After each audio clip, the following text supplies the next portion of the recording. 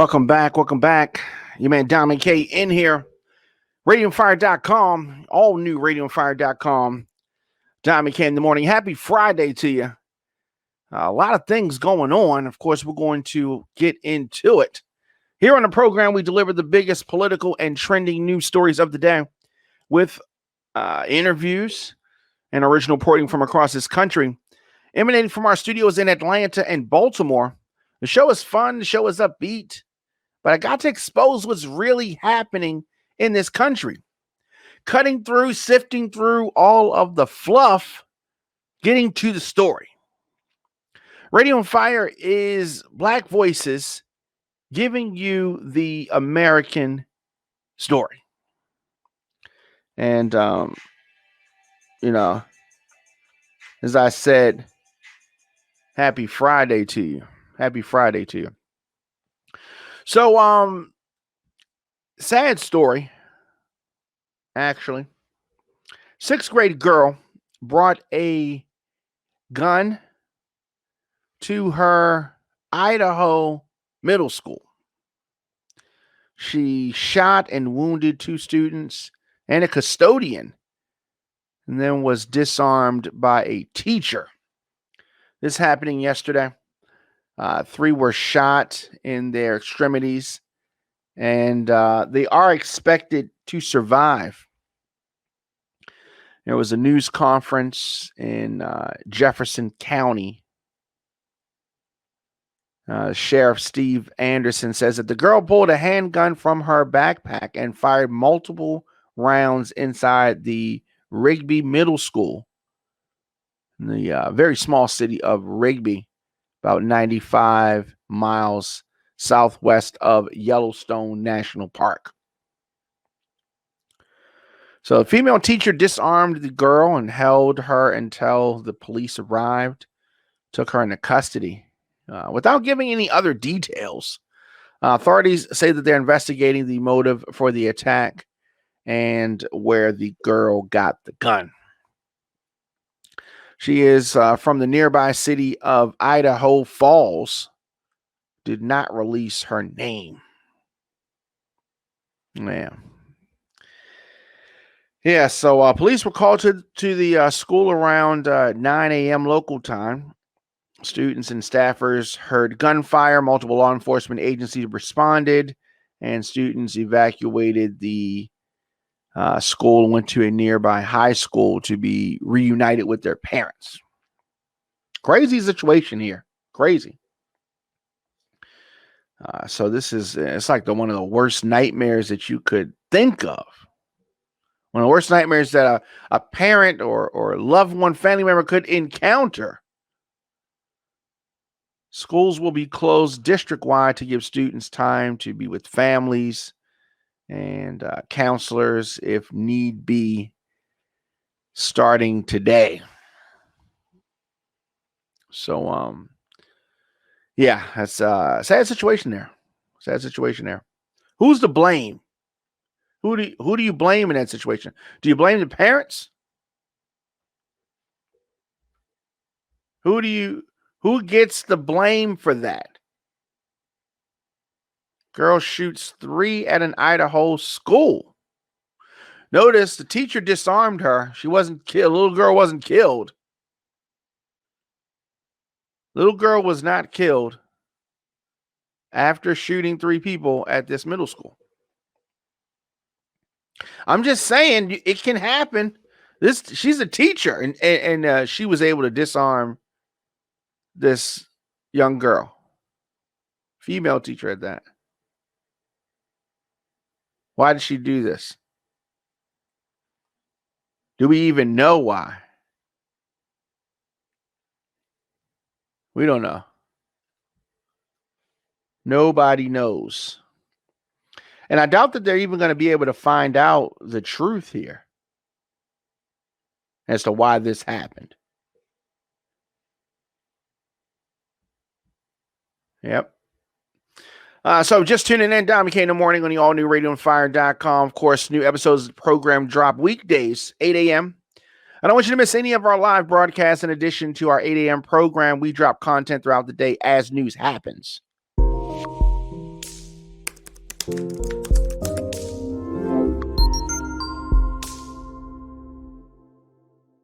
So hit that notification bell so you get an alert whenever we go live. And we go live multiple times throughout the day because there's always something going on. Always something going on. Do a little bit of Baltimore news. Johns Hopkins plans to boost minimum wage to $15 an hour. They are going to boost this at their university and health system, $15 an hour. The institutions made this announcement to increase the pay, and it's going to affect more than 6,000 workers in the state. Made that announcement yesterday. Together, they are the largest private employer in the state of Maryland. The increase also affects about 300 workers at Hopkins, All Children's Hospital in St. Petersburg, Florida. So the changes are going to take place the beginning of the fiscal year, July 1st for university workers, and on January 1st for health system employees. They come ahead of the 2025 target date for statewide adoption of the $15 minimum wage for businesses with at least 15 employees. Baltimore Sun was first to report that Hopkins officials don't expect the increase to impact tuition or hospital rates, any of that stuff. The budgetary savings and additional sources of revenue will cover the $9 million cost of this move. Definitely want to applaud them on that. Johns Hopkins. Diamond K in the Morning is available on the WRF Radio app, also Apple Music, Apple Podcasts, Google Podcasts, Stitcher, Spotify. Anywhere you get podcasts, search Diamond K in the Morning and, download that. Share, tell a friend. If you don't agree with some of the things that we say, that's fine. That is quite all right. I definitely encourage the conversation. Let's talk about it. Let's figure it out. I love hearing different opinions and differing opinions from mine. And there are a lot of them out there that differ from mine. Also in Baltimore, well, I guess the state in general, there's been a back and forth between the mayor of Baltimore, Brandon Scott, and the governor of Maryland, Larry Hogan. So it appears that a meeting is going to take place between Brandon Scott, Baltimore's mayor, and Maryland's governor, Larry Hogan, focusing on violence in the city. I've frequently said this, that Governor Hogan talks crazy about Baltimore. He's not a friend of Baltimore, and he's definitely not a friend of the black mayors of Baltimore. And there was some exchanges and tweets back and forth, and it seems that the governor has invited the mayor to Annapolis to have this conversation. I guess going to have a conversation. There were some tweets back and forth, like I said. Hogan says that it's time to step up and get to work, with the goal of the meeting to get city leaders focused on violent crime. So talking about the police commissioner, Michael Harrison, and the mayor, Brandon Scott. Those are the people that I believe are going to be at this meeting. So Brandon Scott spoke to WBAL C4 and said that he has been requesting the meeting since he took office. So it looks like this is going to happen.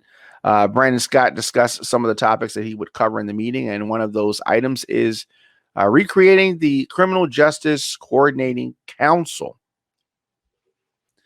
We cannot work to build public safety in Baltimore without all of these agencies at the table, Brandon Scott said.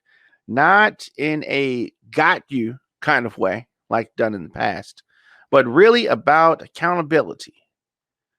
And make sure we're working together to make sure nobody is slipping through the cracks.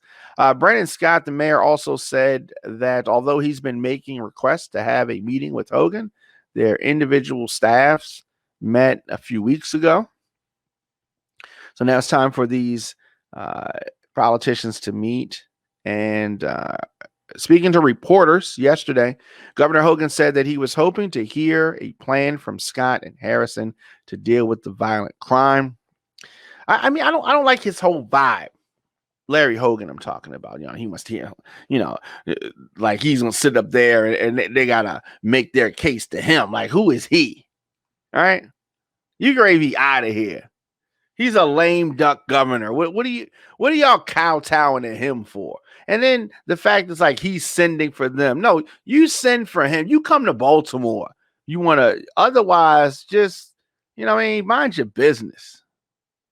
As far as what he thinks the state can do additionally to help with the issue, Hogan says that he's not sure. He doesn't want to help Baltimore. Brandon Scott was talking about an I got you moment. And that's all Hogan wants to do. I got you moments. He says that he's put $1.3 billion into public safety in the city. I can show you a list of 20 pages long of all the actions that we've taken over the past 4 mayors and 5 police commissioners, and they haven't asked us for anything. They don't have a plan. So we are anxious to hear what they expect to do and what additional help they might need. I don't like this guy. I don't like this guy. He's anxious to meet and hear a plan. He does things, as Marilyn Mosby said, when they are politically convenient for him. Politically convenient. Now, the murders in Baltimore, yes, need to be addressed, but we don't need politicians playing for political points like Larry Hogan does. He's made it a career of doing that. Made it a career. Let me know your thoughts in the comment section. Instagram, Facebook, Twitter, LinkedIn, TikTok, at the Diamond K Show, at Radio on Fire. Of course, you can see I'm not a big fan of Governor Hogan. Twitter reportedly has banned accounts that were posting Trump's statements. Thank you. I'm glad to hear that. Following this January 6th insurrection, this despicable insurrection at the Capitol, former President Donald Trump has been banished from the major social media platforms, most notably Twitter. Despite his banishment, Trump's thoughts still circulated on Twitter through a new account, DJT Desk, Donald J. Trump Desk.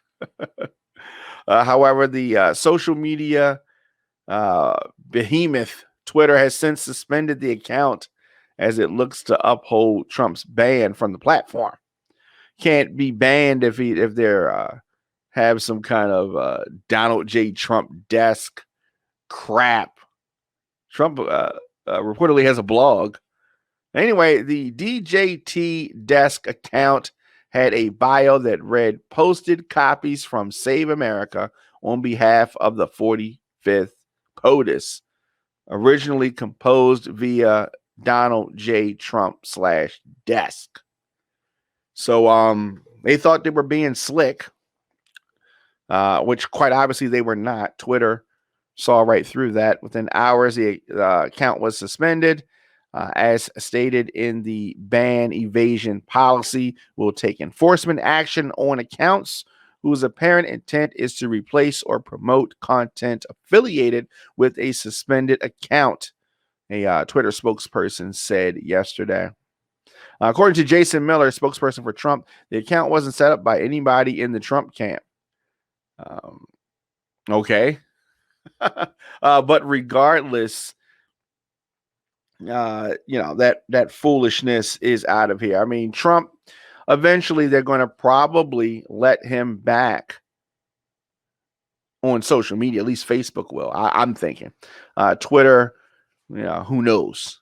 But Trump is not happy about that. He's not happy about his losses of the tool of social media. Also in the news, Atlanta Mayor Keisha Lance Bottoms says that she is not going to run for re-election.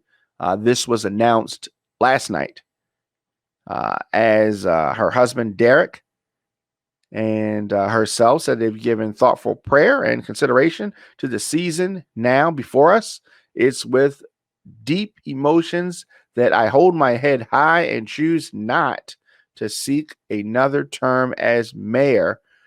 She published online last night. While I am not certain what the future holds, I trust that my next season will continue to be one full of passion and purpose, guided by the belief that within each of us is the power and the responsibility to make a positive difference in the lives of others, she wrote.